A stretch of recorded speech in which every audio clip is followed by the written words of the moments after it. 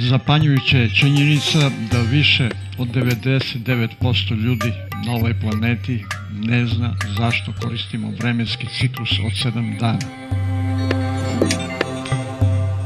Čovečanstvo to vekovima radi, a da je nesvesno kada, od koga i zbog čega je taj vremenski ritam ustanovljen. Mnogi biblijski vernici će reći da je to zato što je Bog stvarao svet 6 dana i da se 7. odmorio od svega što je prethodno uradio. Malo ko zna da je korišćenje ciklusa od 7 dana predbiblijsko i da pripada religiji drevnih Sumerana. Vernici biblijskih verskih sistema smatraju da je astrologija bezbožna nauka i ne shvataju da su upravo nesvesno sledbenici takve nauke koja je bila zvanična državna religija Sumerana, za koje povest zna do nekih 6.500 godina unazad. Čak i ateisti ne znaju da slede religiozni kult sedmodnevnice, poštujući njegov zakon zasnovan na smeni duhova planeta zajedno sa suncem i mesecom. Sumerani su svakom nebeskom telu tada poznatog sunčevog ustrojstva pripisivali po jedan dan počevši od sunca, zatim meseca, Marsa, Merkura, Jupitera, Venere i završno sa Saturnom, što odgovara danu subote. Dakle, stvaranje sveta po Bibliji počinje sa nedeljom, a završava se sa subotom, što je veoma važno za ritmiku i karakter 7 energija vremena sa kojim se usklađuje ljudska rasa.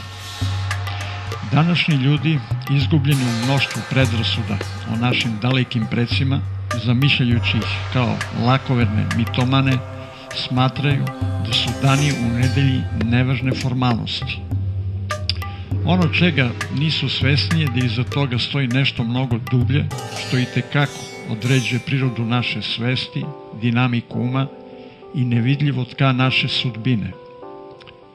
Svako od 7 tela naše solarne porodice vlada svojim odgovarajućim danom te čini sinhronicitet sa stanjima naše duše, njenim organima, poznatim kao psihoidne planete astralnog tela, odnosno čakrama.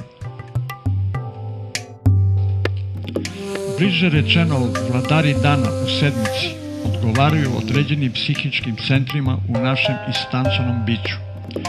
Sumerani, odnosno njihovo sveštenstvo, su zapravo bili holografisti i poznavali sveukupnost procesa u svemiru koji su smatrali živim, božanstvenim i sinhronim za razliku od savremenog sveta sa pokidanim vezama u svojim mozgovima koji takav udes i obogaljenost veliča kao nekakvu visoku intelektualnost, ne primećujući je kao šizofreno stanje uma.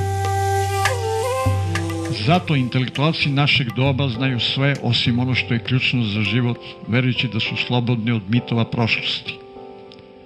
Susret s ovim mitovima i arhetipovima prošlosti je neminovan ukoliko dođe do otvaranja uma i uranjanja u svoju otuđenu podsvest. Čakre kao božanstva u nama, čije je postojanje nedavno znanstveno potvrđeno, a o kojima su drevni mudraci Indije znali hiljadama godina, su u rezonansi sa duhovima planeta kao organima kosmičke svesti. Broj 7 je od ključnog značaja, a to možemo vidjeti u mnogim religioznim sistemima širom sveta.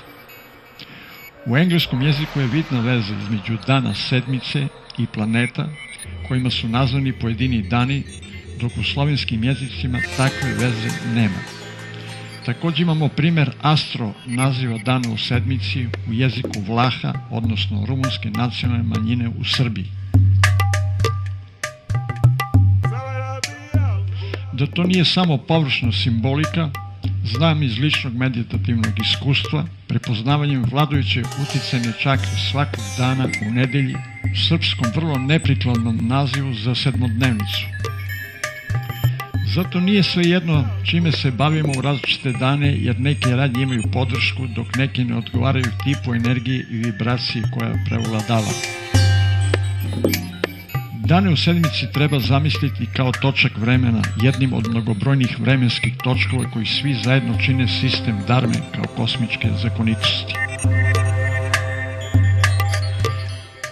Prepreka razumevanju ovih zakonitosti kao i prirode stvarnosti je uspavanost naših viših čakri, a one su u takvom stanju zbog načina života većine ljudi i ideoloških prepreka koje su tokom vremena postale okovi duše ljudske rase. Biolog Sheldrick Rupert, tvorac teorije morfogenetskih polja, smatra da svaka životna pojava na ovoj planeti predstavlja otelovljenje njene energetske praslike koja se nalazi u nekoj vibracionoj ravni sveukupnog svemira.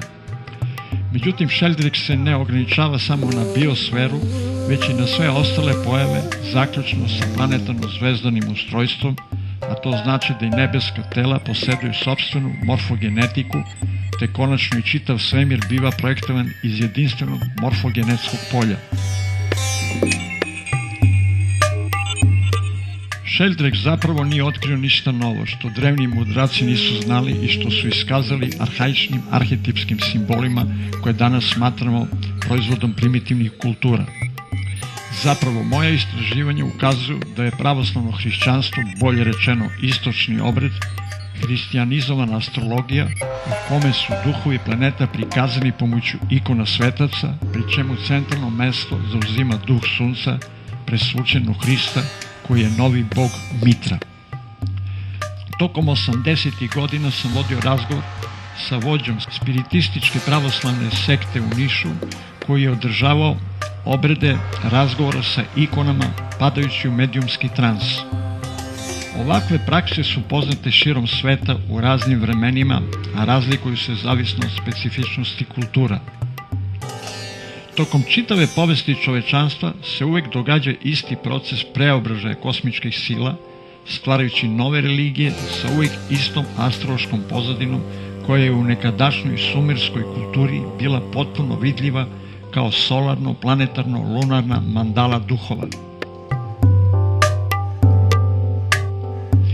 Dani u sedmici su nasledstvo prastarog zakona Sumerana, od čega ne treba zazirati i čemu se što pre treba vratiti. Mi smo ipak žitelji našeg sunčevog sistema, sa kojim smo hteli ili ne u vezi, pa je bolje takve veze biti svestan.